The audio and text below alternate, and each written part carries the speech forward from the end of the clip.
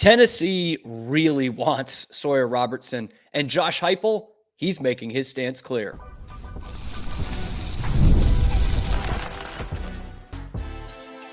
You are Locked On Baylor, your daily podcast on the Baylor Bears, part of the Locked On Podcast Network, your team every day. Hello there, Bears fans. Welcome to another episode of Locked On Baylor, part of the Locked On Podcast Network, where it's your team every day. I'm your host, Cam Stewart of ESPN Central Texas and The Cam Show on YouTube. Appreciate you guys making this a part of your daily routine and making us your first listen today and every day. Today, we are going over the Tennessee Sawyer Robertson rumors. They've flared up again, and let me tell you, the Tennessee fans really want this kid. But does Josh Heupel? That's the real question.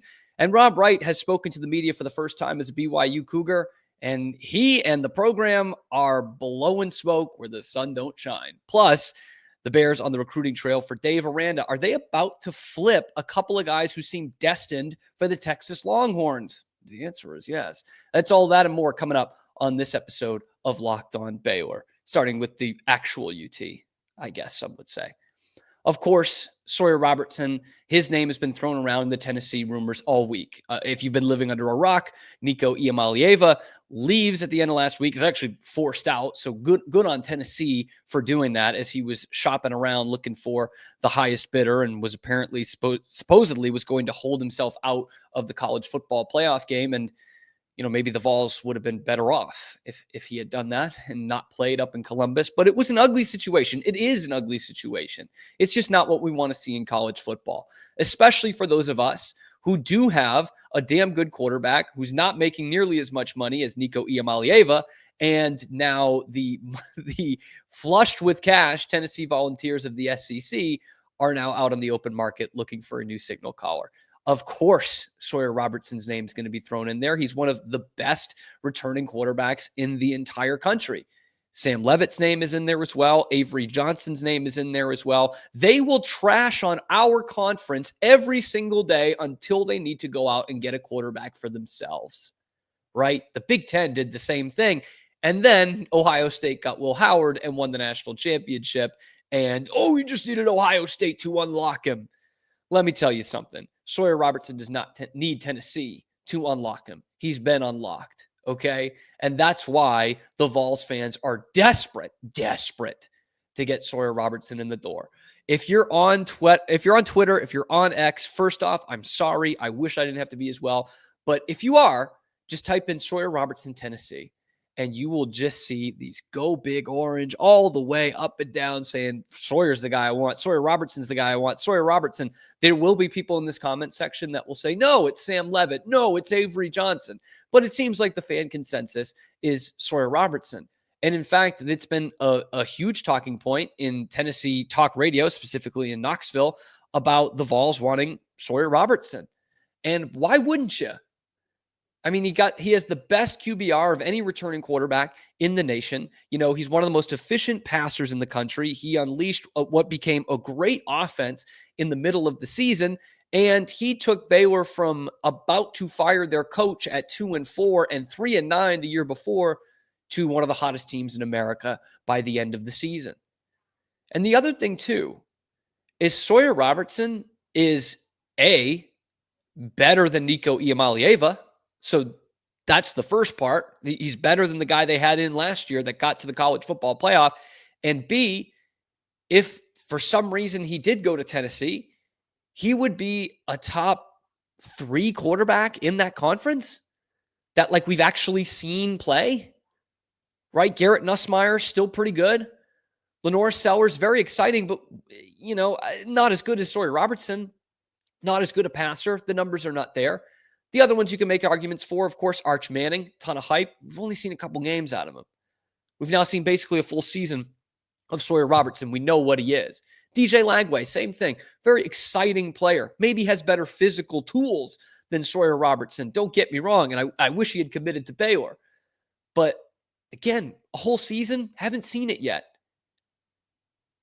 So when you look at the SEC quarterbacks, for me, that we've actually seen play a whole season, Garrett Nussmeier, of course, John Mateer, now at Oklahoma from Washington State. Pretty comparable to what Sawyer Robertson was with a weaker schedule last year. It's obviously not really Washington State's fault, but if you're talking about proven articles, Sawyer Robertson comes in there as the top 3 quarterback in the SEC. And if you want to go off the hype and the physical tools and the measurables, he's still probably in the top 5.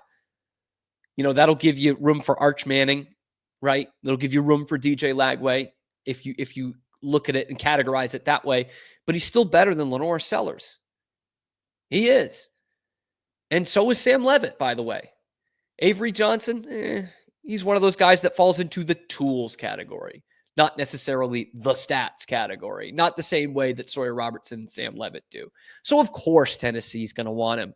But does Josh Heupel want him? I guarantee you they've made some calls on that. That's just me talking from what we've heard so far in this offseason. Baylor's best players their phones have been ringing off the hook from SEC schools. That's just how the game is played now. So, of course, Sawyer Robertson has been contacted by Tennessee through somebody, whether it's his trainer or his pastor or whomever it may be, right? That's just how it is. But Tony Basilio, who is a talk show radio host in Knoxville, says, quote, "Don't think they're involved with him," end quote. And went on to say, safe to say, he's not one of the 2 quarterbacks that Tennessee is really putting their focus on. And I tend to believe that. And maybe this is my naivete, but certainly that hasn't carried over into some of my other analyzing of Baylor transfer targets. Of course, Baylor cannot give monetarily what Tennessee can give.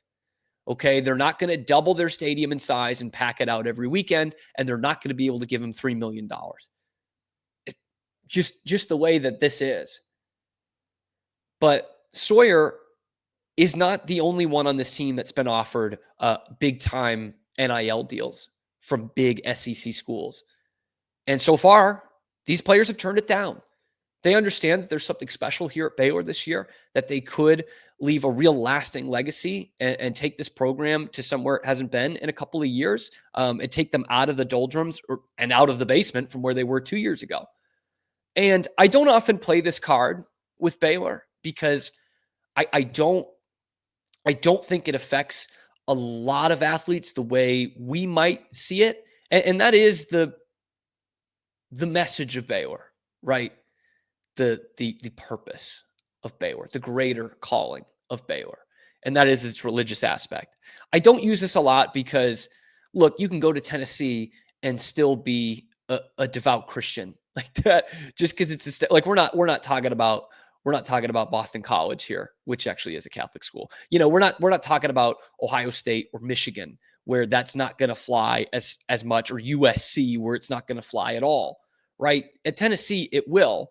But I think Sawyer Robertson really believes in what he's doing at Baylor, which is, maybe naive, but I've said this before. Sawyer had offers when he was coming out of the portal at Mississippi State. He hadn't played many snaps, but he had offers, ones that were probably better fits offensively than Baylor.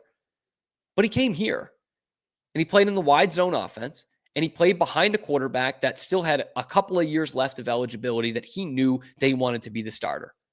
And he stayed here last year, even when they spent a ton of money by Baylor standards to go out and get DeQuan Finn. He stayed, and he battled, and now he's got the job. And he could be flushed with cash. He could get a couple of $1 million from another school. Or he could get close to $1 million at Baylor and have that continuity, play in that offense, and kind of finish what he started here.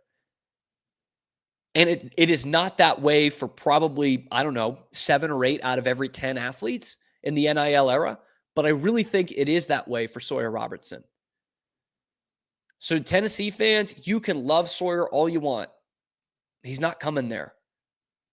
We're going to be on pins and needles here because there's going to be rumors. There's going to be dollar figures thrown out. And it's probably even beyond our wildest dreams right now because this is a really rich program that went to the college football playoff last year that desperately wants a starting quarterback. And there's not many out there that are true SEC caliber starters. Sawyer Robertson is one of them. But you can't have him. Let me know what you guys think. in the comment section below. Am I being too naive? Please let me know in the comments. Like the video, subscribe to the channel if you're on YouTube. I'm willing to bet over half of you that are watching this video are not subscribed to the channel. We are your number one Baylor sports destination, not directly affiliated with the university. Locked on Baylor rolls on. Rob Wright talked to the media as a BYU Cougar today, and it sounded about as ridiculous as you might think. That's coming up next on Locked on Baylor. But first, a word from our newest sponsor. That is Amazon Fire TV Stick. Did you know your Fire TV is also an Xbox? Yeah. Turn any TV into your gaming and entertainment hub with Fire TV Stick 4K devices. No console required. Just grab your paired controller, subscribe or sign in to Xbox Game Pass Ultimate with EA Play included, and you're ready to play. Hundreds of premium titles. I'm talking College Football 25, Call of Duty Black Ops 6, Avowed, anything you're looking for. And it's as easy as streaming your favorite shows. Okay, with 4K streaming, you can watch more than 1.5 million movies and TV episodes from your favorite subscribed services like Netflix, Prime Video, Disney Plus, Max, and more. It's the only way I watch TV, truly. I cut the cord a long time ago. All right. Head to Amazon.com/Fire TV Locked On to get started. Xbox Game Pass Ultimate subscription and compatible controller required. Available on select devices, including the Fire TV Stick 4K, Fire TV Stick 4K Max, and Fire TV Cube. Rob Wright is a BYU Cougar. All right. We're kind of past that part of it. It sucks for us, but that's the way it is. BYU is funneling a ton of money into this program. They're giving a ton of money to Rob Wright, and now he plays for them. That's okay in the sense that that is college basketball these days, right? That's just a reality that we have to live in. BYU has mega rich donors that are willing to invest in their athletics department. And that's great. I wish Baylor had more of that. Of course, Baylor was ready to give $1.5 million to Rob Wright. They had the contract, the kind of agreement, as you'd call it, written down, and he had signed it. Okay. But we're past that. And the only thing that can kind of frustrate us now in this offseason with Rob Wright and BYU is to hear what Rob Wright said to the media today. His first press conference as a BYU Cougar. This is from a reporter out there in Provo, Jay Drew. He says, quote, or Rob Wright says, quote, I kind of just thought that coming from BYU and being around guys who've seen the NBA at the highest level and just what they're building and everything, it's just, I didn't want to pass that up. It didn't really have to do much with NIL, end quote. I think that's incorrect, if you ask me. Because of course he's getting a ton of money to play at BYU, and that's okay. But don't tell us that you're going to BYU for your NBA draft prospects, because that is complete and utter bull, because that would make no sense. Let's go over it. You remember Jimmer Fredette at BYU, the awesome 2011 season he had? He captured the nation, becomes a top 10 pick. Yeah, that was so fun. It was almost 15 years ago, but it was awesome. That is the last player that BYU had drafted in the NBA draft. Since then, Baylor has had 13 players drafted in the NBA draft. And they've had 5 first-rounders over the last 4 years under the same coach, Scott Drew. And you're going to tell me you're leaving that program to play at BYU for NBA draft purposes? Give me a break. That is such utter bull. This is what frustrates us as fans and other people who have lost, other fans who have lost their players to BYU. Like, just lean into it, guys. You are spending more money than us. It doesn't even need to be a flex. That's just how it is.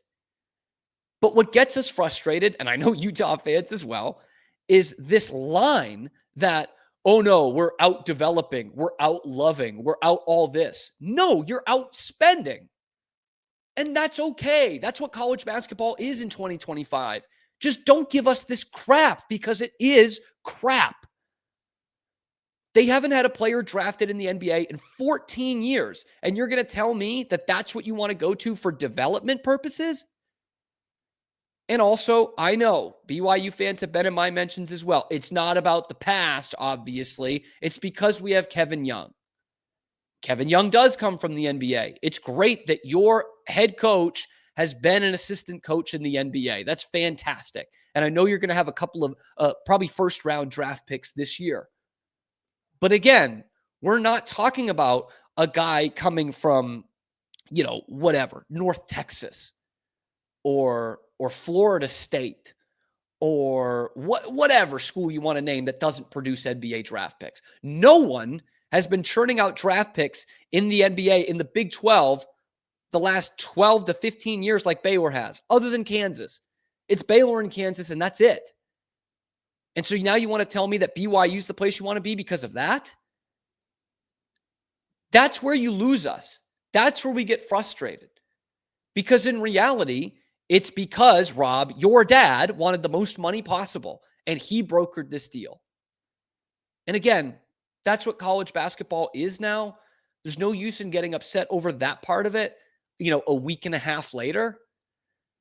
And this is where I kind of feel for the kid, because it's because his family does that now he has to get up in front of a camera and spew utter crap to all of us. Like, give me a break with that. And by the way, our guy Fran Fraschilla had the great response to that tweet in particular. I'll put it back up on the screen if you guys are watching on YouTube. But Fran responds, I love Rob Wright. I love BYU. I love Coach Drew. I think Baylor basketball is about to have 7 straight years of first-round picks. At least Rob didn't say that he wanted to get closer to home. Like, that's what I'm talking about, man. It's just, no one believes that. It's so disingenuous, which BYU in and of itself is not. That's kind of why I hate it. If you're getting that line from the University of Texas or Kentucky or some of these major blue blood, have no shame kind of programs, that's one thing. But BYU, we're not, like, don't feed us that company line, man. Just say that you're outspending us. Flex on us that way. And then I did get a lot of responses to this on Twitter, because I did point out the NBA draft success that Baylor has had of late. And I got some responses like this, but this is the one I wanted to highlight, because Soft Fash, I guess, was talking about how Baylor already gets NBA talent. The last 5 years of recruiting for Baylor, their recruiting class, 4, 3, 26, 15, and 31. BYU, 27th, 103rd, 170th, 153rd, and 80th. That's why Baylor has put guys in the NBA. They were already NBA guys. 2025, Baylor 23rd, BYU 7. Okay, this is not an argument. Arguing that BYU sucks at recruiting and that's why they don't put NBA guys in the NBA, exactly. That's the problem. And what happened in 2025 or even the last few years? You can pay for players. And BYU has mega rich donors who put money into the program. Maybe that's why there was a significant jump in recruiting the last year. Like, harp in on that, but that's not an argument. That's just saying we sucked at recruiting. That's why you guys put guys into the NBA. Because they did it before NIL and before they were getting one and dones as well. Like, just looking at the guys drafted since Jimmer Fredette, Pierre Jackson, the dude was unranked, okay? Torian Prince had one Division I offer, and it was LIU Brooklyn. He goes to Baylor and becomes a first-round pick. Jeremy Sohan was not on anybody's radar as an international recruit in 2021-22. He becomes a top 10 pick. Davion Mitchell stays for years, 3 years after starting at Auburn. He becomes a top 10 pick. So, yeah, you have your Keontae Georges, you have your Jacoby Walters, you have VJ Edgecombe this year, but for each one of those, you have another that's not like that. And Baylor's got, 13 active players in the NBA right now? BYU? Tell me when you get one, because it won't be until this fall that you'll have one active player in the NBA. Like, this is ridiculous, man. They're lying to you. Rob Wright and his family and BYU are lying to you. They don't go there for pro development. Looks like they've got a good coaching staff in place right now, but they went there for the money. BYU, my sincere advice to you as people whom I really like that support this channel and like being in the Big 12 and like Baylor, just lean into it. Don't be disingenuous. Like, yeah, Utah fans are always going to not like you because that's the rivalry, but this is what they're talking about, and now you're feeding into it again. Kevin Young has a good thing going here. But do you think you get AJ DeBonsa if there's no promise of anywhere between $5 and $7 million? Like, what are we doing here? Come on. It's okay to be like that. That's how the game is in 2025. But don't feed me this crap that they're coming here to outdevelop and outlove you. It's a great place. It's an awesome environment. And you also need to pony up a lot of cash. And a prime example is looking at the other team here, and that's us. Because Baylor has those things too. Baylor is a great facility. Baylor has a great culture around it. They have a Hall of Fame coach. They've got a national championship banner. And yet they're losing their whole team this year. They don't have the money that BYU has. Read the room, guys. It's not because of out-developing, because you guys haven't even gotten there yet. Baylor has coaches that put guys in the NBA as well. Okay? They have nutritionists. They have strength and conditioning coaches. Everyone has that. Not everyone has money. Let me know what you guys think in the comment section below. To me, it's just such a load of crap, to be totally honest with you. And I love BYU people, but just say what it is. You're outspending us. That's fine. That's the way the game is now. Let me know what you think in the comments section below. Be sure to like the video, subscribe to the channel, ring that notification bell to get notified every time we're going live on YouTube and dropping episodes here and wherever you get your podcasts. We take you back to the high school recruiting trail with Baylor football and how they could be flipping a couple of big-time 4-stars that are looking at the Texas Longhorns. That's coming up next on Locked On Baylor.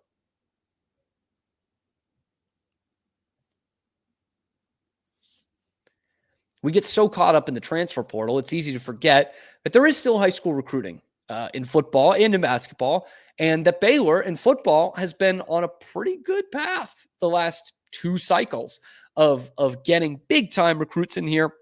They are staying on board. They are keeping their commitment. They're not being flipped, and we're starting to see the beginning of, a special couple of classes with this class of 2025, most of whom are already on campus. I mean, Red Armstrong's so good that Isaiah Hankins is in the portal. We're starting to see it right now, and it is crucial. One of the things that's crucial is for Baylor to keep up this momentum, to keep Dave Aranda's seat cool, because it's pretty cool right now. And they've got a couple of guys who are coming in for visits, 2 local Texas kids who are 4 stars, getting attention from everywhere in the country, but specifically the big boys in this state, and that's UT and A&M. I'm talking about the wide receiver, Jordan Clay, and I'm talking about the defensive end, Jamarion Carlton from Temple.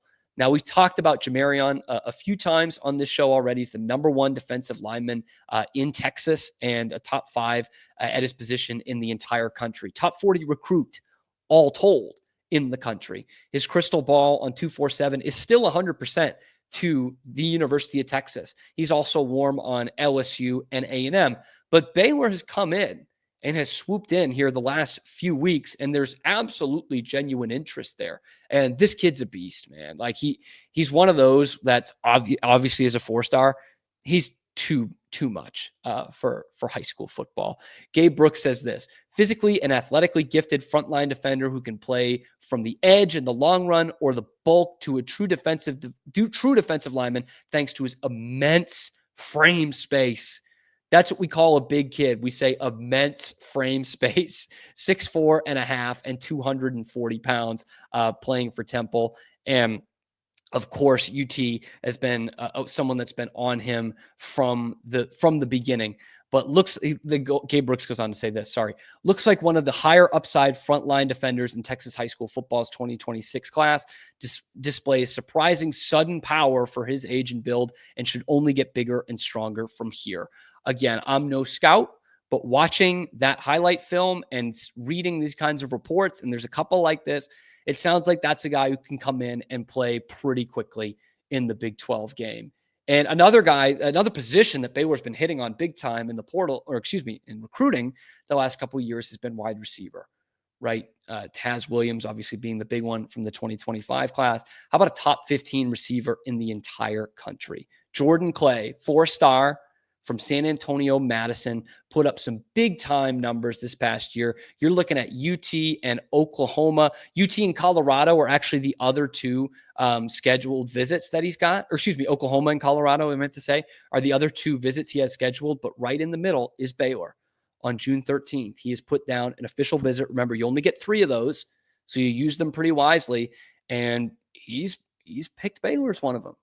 Big Bad Oklahoma, Deion Sanders, and Baylor slotted in right in the middle. Let's go to Gabe Brooks's scouting report for Jordan Clay as well. He goes, tall, angular wideout with a big base, huge hands, and plus length. Enhances height and frame with acrobatic midair ability, displaying body control, timing, dexterity, and competitiveness. Not a top gear burner, but athletic enough to consistently provide a big play threat in multiple scenarios, whether contested, over the top, or quick game.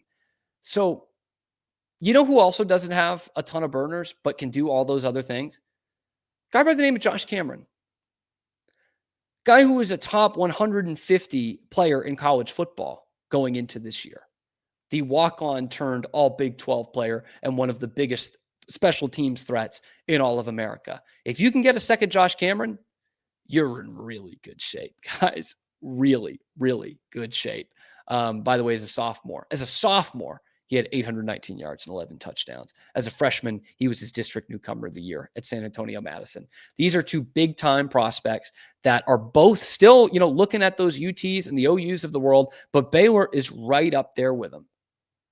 And these would be two giant gets if Dave Aranda can land them. And of course, we will keep you updated on their recruitment as we get closer to it, to that June official visits. That's when we start to see a lot of the commitments, and we will be your number one stop for Baylor recruiting news as it comes to us in the summer. Can't wait. But we've got a basketball team to fill out. We have got some bull crap to sift through, and we've got to make sure Sawyer Robertson stays at Baylor. So let me know what you think about all of that in the comment section below. Be sure to like the video, subscribe to the channel, and ring that notification bell to get notified every time we are dropping a video here on YouTube or wherever you get your podcasts. Thank you so much for making it your first listen today and every day, and we will see you soon. Have a good weekend. We will see you soon on your favorite show, Locked On Baylor.